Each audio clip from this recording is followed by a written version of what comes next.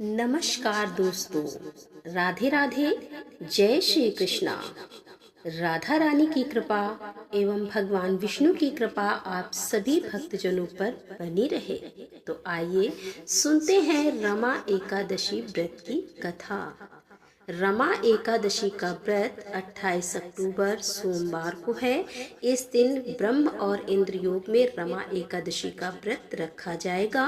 हर साल कार्तिक कृष्ण एकादशी तिथि को रमा एकादशी का व्रत होता है।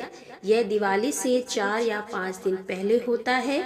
इस व्रत में भगवान विष्णु की पूजा विधि विधान से करते हैं।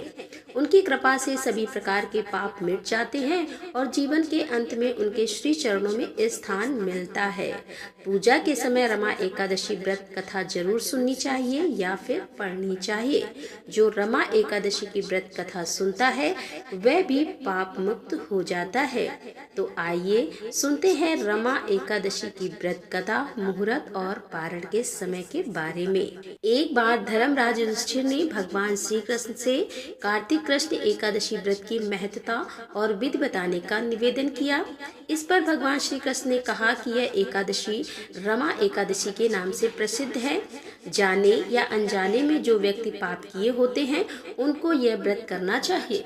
विष्णु कृपा से वे पाप मुक्त हो सकते हैं और मोक्ष के अधिकारी बन सकते हैं। इसकी कथा कुछ इस प्रकार से है। एक नगर में राजा मुचुकुंद का शासन था। वह पूजा पाठ दान पुण्य करता था। उसकी एक बेटी थी जिसका नाम चंद्रभागा था। उसने राजा चंद्रसेन के बेटे शोभन से अपनी बेटी का विवाह कर दिया। शोभन एक दिन ससुराल आया। उस समय रमा एकादशी का व्रत आने वाला था। मुचुकुंद के राज्य में सभी प्रजा एकादशी व्रत रखती और उस दिन कोई भोजन नहीं करता। चंद्रभागा शोभन को देखकर चिंता में पड़ गई, क्योंकि उसका पति दुर्बल था और बिना भोजन के नहीं रह सकता था। रमा एकादशी से एक दिन पहले ही राजा ने घोषणा कर दी थी कि एकादशी पर कोई भोजन नहीं करेगा। यह बात जानकर शोभन चिंतित हो गया। उसने चंद्रभागा से कहा कि वह बिना भोजन के कैसे जीवित रहेगा, उसके तो प्राण निकल जाएंगे। रमा एकादशी के दिन का कोई उपाय बताओ। इस पर उसकी पत्नी ने कहा कि आप कहीं और चले जाएं। इस पर शोभन ने कहा कि वह कहीं नहीं जाएगा, यहीं रहेगा। रमा एकादशी के दिन शोभन ने भी व्रत रख लिया। उस दिन सूर्य के ढलते ही वह भूख से तड़प उठा। एकादशी का रात्रि जागरण उसके लिए असहनीय हो गया। अगले दिन सुबह होते होते उसके प्राण निकल गए। तब राजा ने अपने दामाद का विधि विधान से अंतिम संस्कार करा दिया। चंद्रभागा अपने पिता के घर ही रहने लगी। रमा एकादशी व्रत के पुण्य से शोभन को मंदरांचल पर्वत पर देवपुर नामक एक सुंदर नगर प्राप्त हुआ। वह वहां पर सुखपूर्वक रहने लगा। राजा मुचुकुंद के राज्य का एक ब्राह्मण सोम शर्मा शोभन के नगर देवपुर में पहुंचा। उसने शोभन को देखकर पहचान लिया कि वह वही चंद्रभागा का पति है। उसने शोभन को बताया कि उसकी पत्नी चंद्रभागा और ससुर मुचुकुंद सब सुखी हैं, लेकिन आपको इतना सुंदर और समृद्ध राज्य कैसे प्राप्त हुआ। शोभन ने सोम शर्मा को रमा एकादशी व्रत के पुण्य के प्रभाव के बारे में बताया। उसने कहा कि उसने रमा एकादशी का व्रत बिना किसी श्रद्धा के किया था, इसीलिए यह राज्य सुख वैभव अस्थिर है। उसने कहा कि आप चंद्रभागा को इस बारे में बताना, तब यह स्थिर हो जाएगा। वहां से वापस आने के बाद उस ब्राह्मण ने चंद्रभागा को पूरी बात बताई।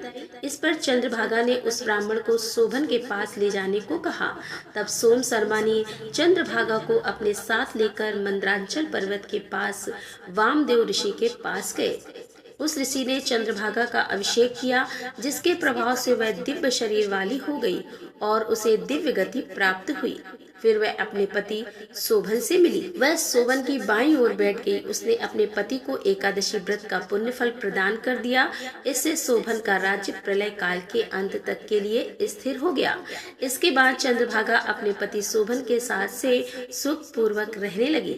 जो व्यक्ति रमा एकादशी का व्रत करता है उसे पुण्य की प्राप्ति होती है।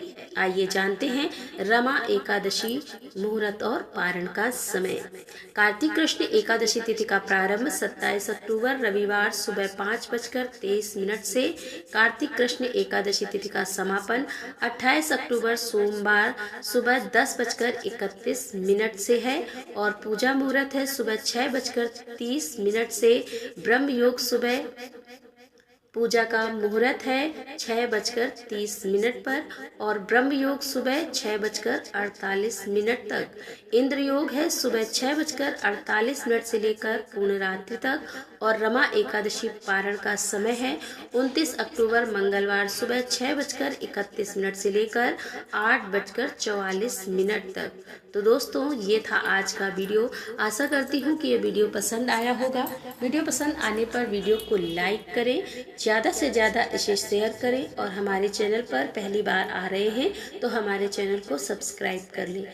मिलते हैं अगले वीडियो के साथ, तब तक के लिए राधे राधे, जय श्री कृष्णा, हर हर महादेव, जय भोलेनाथ की।